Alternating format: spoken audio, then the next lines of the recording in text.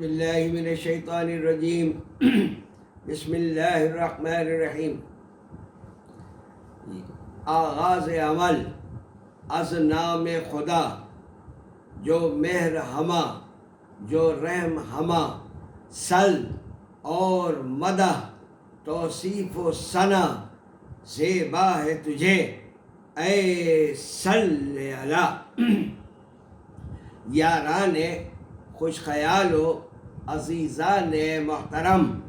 السلام علیکم ورحمۃ اللہ وبرکاتہ۔ جیسا کہ بیان کیا جا چکا ہے کہ بنو ہاشم اور بنو مطلب سے ترک تعلقات اور ترک موالات کا معاہدہ لکھ کر بنو قریش نے بڑی حفاظت سے خانہ کعبہ کے اندر آویزہ کر دیا تھا، تاکہ وہ ہر فرد بشر کی دست برد سے محفوظ رہے اور کوئی شخص اس کی عبارت میں ایک نقطے اور ایک شوشے، ایک حرف کی تبدیلی بھی نہ کر سکے۔ اپنی پوری کوشش کے باوجود وہ اللہ کی قدرت و طاقت و اختیار سے نبرد آزما تو نہیں ہو سکتے تھے، اور نہ خدائی مداخلت ان کے حاشیۂ خیال میں تھی۔ وہ اپنی وقت اپنی رفتار سے گزرتا رہا اور دیکھتے ہی دیکھتے ظلم و ستم کے یہ سیاہ روز و شب، ہفتوں، مہینوں اور برسوں کا سفر طے کرتے کرتے 3 برس میں تبدیل ہو گئے۔ بے شک 3 برس کا یہ دورانیہ محصورین کے لیے نہایت صبر آزما اور دقت اور پریشانی کا دور تھا۔ الغرض جب جور و ستم حد سے گزرے، امداد خدا آ پہنچی، حکیم مطلق خدائے دانا و بینا نے اپنے حبیب لبیب صلی اللہ تعالی علیہ وآلہ وسلم کو اپنے حکیمانہ اقدام سے باخبر فرمایا۔ قریش کے صحیفہ ترک موالات پر اس نے دیمک کو مسلط کر دیا، جس نے اس عہد نامہ ظلم و تعدی و ستم، اس معاہدہ جبر و استبداد کی ہر شق کی تحریر کو یکسر چاٹ کر ختم کر دیا۔ لیکن جہاں جہاں اللہ رب العزت کا اسم مبارک تحریر تھا، وہ جوں کا توں باقی و محفوظ رہا۔ باقی تمام عبارت معدوم ہو چکی ہے۔ رحمت للعالمین خاتم المرسلین صلی اللہ تعالی علیہ وآلہ وسلم، حضور اکرم اور مکرم صلی اللہ علیہ وآلہ وسلم نے صبح ہوتے ہی اپنے مشفق و مربی چچا حضرت ابو طالب کو یہ مژدہ جاں سنایا۔ حضرت ابو طالب کے لیے یہ اطلاع بجا طور پر حیران کن تھی کہ 3 سال سے شام میں محصور ہستی ایسی چیز کے بارے میں خبر دے رہی ہے جو خانہ کعبہ میں کئی غلافوں میں بند کر کے رکھی گئی ہے، اور جس کی مستقل اور مسلسل نگرانی بھی کی جا رہی ہے، اور یہ گھاٹی مکہ مکرمہ سے کئی میل دور بھی ہے۔ لیکن بلا توقف آپ نے فرمایا کہ اے جان عم، کیا تجھے تیرے رب نے یہ بات بتلائی ہے جس پر مخبر صادق صلی اللہ تعالی علیہ وآلہ وسلم نے ارشاد فرمایا کہ بے شک یہ محکم جواب سن کر چچا نے کہا کہ چمکدار ستاروں کی قسم، آپ کی بات بالکل سچی ہے، بے شک آپ نے کبھی غلط بیانی نہیں کی۔ کیا اب بھی توحید وحدہ لا شریک اور رسالت محمدی کی تصدیق کا کوئی اور اعلیٰ ترین معیار کسی نے طے کر رکھا ہے؟ چنانچہ جناب ابو طالب بنو ہاشم اور بنو مطلب کے چند معتبر افراد کے ساتھ سیدھے حرم شریف میں جا پہنچے۔ ابو طالب کو یوں اچانک حرم شریف میں دیکھ کر قریش از حد حیران ہوئے۔ پھر سوچا کہ آخر کار ہماری تدبیر کارگر رہی، اس طویل محاصرے اور تکالیف نے ان سب کے کس بل نکال دیے، اور آج یہ بے بس اور مجبور ہو کر ہمارے پاس آ ہی گئے تاکہ محمد فدا ہو ابی و امی و روحی کو ہمارے حوالے کر دیں تاکہ محاصرے سے انہیں نجات نصیب ہو جائے۔ جب حضرت ابو طالب قریش کے پاس پہنچے تو آپ نے ان سے فرمایا کہ اے گروہ قریش، اس طویل مدت میں ایسے واقعات روپذیر ہو گئے ہیں کہ جن کے بارے میں ہم تمہیں نہیں بتا سکتے۔ تم اس صحیفے کو کعبہ شریف سے باہر لے آؤ، ممکن ہے کہ ہمارے اور تمہارے درمیان مصالحت کی کوئی سبیل نکل آئے۔ حضرت ابو طالب نے انہیں اس حقیقت سے آگاہ نہیں کیا جس سے حضرت محمد الرسول اللہ صلی اللہ تعالی علیہ وآلہ وسلم انہیں مطلع فرما چکے تھے، تاکہ وہ اس عہد نامے میں کچھ گڑبڑ نہ کر دیں۔ اہل مکہ کی اس دم خوشی دیدنی تھی، کیونکہ انہیں کامل یقین ہو چکا تھا کہ بنو ہاشم اور بنو مطلب اور خود ابو طالب حضرت رسول کریم صلی اللہ تعالی علیہ وآلہ وسلم کی نصرت و مدد اور اعانت سے اب اوب چکے ہیں، اور اب وہ حضور علیہ السلام کو ہمارے حوالے کر دیں گے، اور پھر ہم حسب پروگرام اس فتنے کو ہمیشہ کے لیے دفن کر کے سکھ کا سانس لیں گے۔ معاذ اللہ۔ وہ بڑی تیزی سے اٹھے، کعبہ مشرفہ کے اندر گئے اور وہ معاہدہ لے آئے اور سارے اہل مجلس کے سامنے اس کو رکھ دیا، اور ابو طالب سے کہا کہ اب وہ وقت آ گیا ہے کہ تم لوگ محمد صلی اللہ تعالی علیہ وآلہ وسلم کی اعانت و نصرت سے باز آ جاؤ اور ہماری دشمنی دوستی میں بدل جائے۔ حضرت ابو طالب نے فرمایا کہ میں آج ایک بڑا منصفانہ حل لے کر تمہارے پاس آیا ہوں، ہم سب ہموطن گوش ہیں۔ یہ اعلان بنو ہاشم کی طرف سے کیا گیا، ان کی طرف متوجہ سارا گروہ مشرکین متوجہ ہوا تو انہوں نے یعنی ابو طالب نے فرمایا کہ میرے بھتیجے نے مجھے بتلایا ہے اور وہ کبھی جھوٹ نہیں بولتا کہ یہ دستاویز جو اس وقت تمہارے ہاتھوں میں ہے اس پر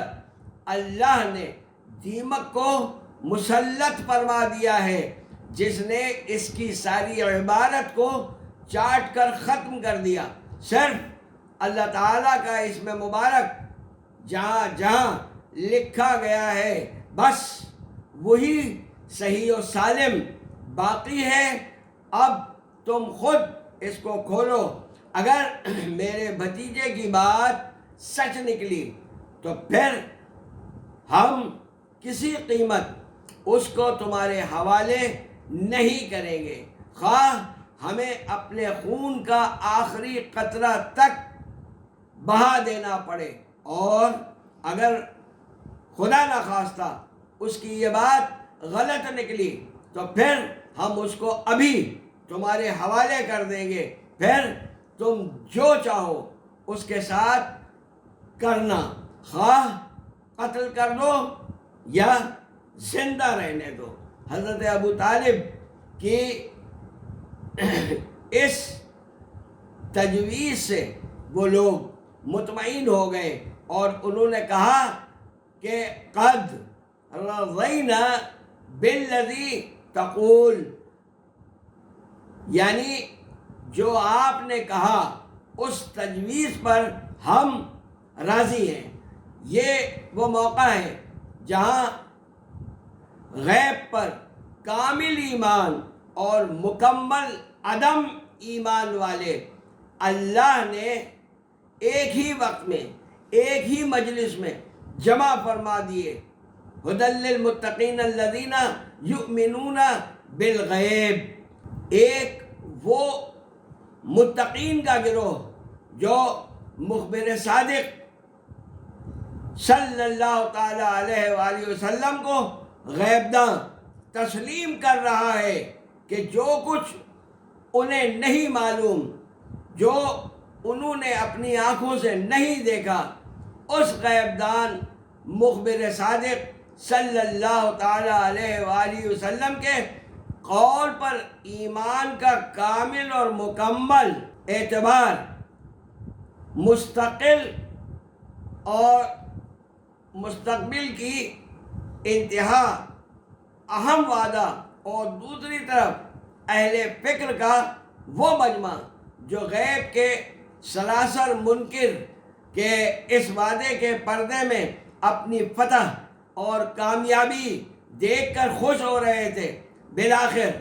قریشیوں نے اس صحیفے کو اپنے ہاتھوں سے بسد احتیاط کھولا اور جو کچھ مخبر صادق و مصدق صلی اللہ تعالی علیہ وآلہ وسلم نے ارشاد فرمایا تھا اس کو حرف بحرف درست پایا۔ یہ دیکھ کر ان سب کے ہوش اڑ گئے اور گویا پیروں تلے زمین سرک گئی، لیکن شقاوت ازلی نے قبول حق کی توفیق سے محروم رکھا اور اسے جادو سے تعبیر کیا۔ ابو جہل اور ابو لہب اور ان جیسے کفار کا رد عمل یہی تھا، یعنی جادوگری۔ بے شک کفار مکہ نے رسول اللہ صلی اللہ تعالی علیہ وآلہ وسلم کے قول کی صداقت کو اپنی آنکھوں سے دیکھ لیا تھا، لیکن پھر بھی وہ اپنے بغض اور عناد پر اڑے رہے اور حضور صلی اللہ تعالی علیہ وآلہ وسلم کے خلاف اپنی مہم کو مزید تیز کرنے کا اعلان کر دیا۔ تو حضرت ابو طالب نے کہا کہ اے گروہ قریش، یہ کس گناہ کی پاداش میں ہمارا محاصرہ کیا گیا ہے اور ہمیں کیوں قید کیا گیا ہے، حالانکہ تم پر حقیقت واضح اور آشکار ہو چکی ہے، اور تمہیں معلوم ہو گیا ہے کہ تم ہی ظالم ہو، تم ہی قطع رحمی کرنے والے ہو، اور تم ہی برا معاملہ کرنے والے ہو۔ اس کے بعد وہ اپنے ساتھیوں کے ساتھ غلاف کعبہ سے لپٹ گئے اور گڑ گڑا کر دعا کی کہ اے اللہ، جن لوگوں نے ہم پر ظلم کیا ہے اور ہم سے قطع رحمی کی ہے، اور جو چیز ان پر حرام کی تھی وہ انہوں نے اپنے لیے حلال بنا لی ہے، ایسے لوگوں کے خلاف ہماری مدد اور نصرت فرما۔ اس دعا کے بعد وہ پھر شعب ابی طالب میں پلٹ آئے اور محصورین اور مبہوسین اور کی طرح زندگی بسر کرنے لگے۔ اب حضرت ابو طالب کو یہ اندیشہ و خطرہ بھی پریشان کیے ہوئے تھا کہ کہیں ابو لہب وغیرہ کی انگیخت اور مہمیز پر عرب کے عوام بھی اپنے بتوں کے لرزتے ہوئے خدائی تخت کو سہارا دینے کے لیے جوش میں آ کر ہمارے دشمنوں کے ساتھ مل نہ جائیں۔ اس لیے آپ نے ایک فقید المثال اور معرکۃ العرا قصیدہ تحریر کیا، جس میں لوگوں کو حق کی حمایت کے لیے ابھارا، ساتھ ہی ساتھ اپنے اس پختہ عزم کا بھی بڑی جرأت سے اظہار کیا کہ وہ کسی قیمت پر بھی حضور نبی کریم و مکرم صلی اللہ تعالیٰ علیہ وآلہ وسلم کا ساتھ نہیں چھوڑیں گے۔ حافظ ابن کثیر نے اس قصیدے کے بارے میں اپنی رائے یوں دی ہے کہ یہ قصیدہ نہایت بلند مرتبہ اور از حد بلیغ ہے۔ حضرت ابو طالب کے علاوہ اور کوئی ایسا قصیدہ نہیں لکھ سکتا۔ وہ فرماتے ہیں کہ یہ قصیدہ 7 معلقات سے بھی زیادہ پرمغز اور بامعنی ہے۔ یہ 7 معلقات یہ عربوں کی ایک رسم تھی کہ ہر سال کچھ عظیم شعراء قصائد لکھ کر لاتے، اور ان میں سے جو منتخب ہو جاتے وہ خانہ کعبہ کی دیوار پر سونے کے پانی سے لکھ کر مزین کر دیے جاتے، آویزہ کر دیے جاتے۔ یہ سال بھر خانہ کعبہ پہ لگے رہتے، اور اگلے سال پھر دوسرے قصائد آتے۔ وہ شعراء جن کے یہ قصائد ہوتے، ان کی پورے عرب میں ایک عزت اور شان ہوتی۔ سبل الہدی والرشاد کی جلد دوم کے صفحات 506، 507 اور 508 پر یہ قصیدہ مرقوم ہے۔ صاحبان ذوق اس قصیدے کو وہاں دیکھ سکتے ہیں۔ یہ مختصر سی نشست اس قصیدے کی طوالت کا تحمل نہیں رکھتی۔ اس بگڑے ہوئے معاشرے میں چند لوگ ایسے بھی تھے جو اس ظلم اور تعدی اور اس سفاکی پر سخت نالا بھی تھے، اور دل ہی دل میں سوچتے تو تھے کہ اس سنگدلانہ معاشرے کو ختم کرنا چاہیے، جس کی زد میں خواتین، معصوم بچے، ضعیف اور نزار بزرگ اور مریض بھی ہیں، لیکن قریشی خاندانوں کے اجتماعی اقدام کے خلاف وہ آواز اٹھانے کی ہمت نہیں کر سکتے تھے، لیکن اللہ کی تدبیر سے محکم اور کچھ نہیں ہے۔ جب اس نے چاہا تو انہی چند نیک خو دل درد مند رکھنے والوں کو وہ ہمت بخشی کہ محاصرہ یکدم ختم ہو گیا، مگر کیسے؟ یہ تفصیل انشاءاللہ تعالی آئندہ نشست میں. فی الحال اس دعا کے ساتھ فی امان اللہ کہ اللہ تعالی جملہ مومنین و مومنات، مسلمین و مسلمات کو دارین میں کامیاب و کامران و بامراد فرمائے، آمین. اور حضور اکرم اور اہل بیت رسالت کی سیرت کو سمجھنے اور اس پر عمل کرنے کی ہم سب کو توفیق رحمت فرمائے، آمین. وبجاہ سید المرسلین و خاتم النبیین، والسلام علیکم ورحمۃ اللہ وبرکاتہ.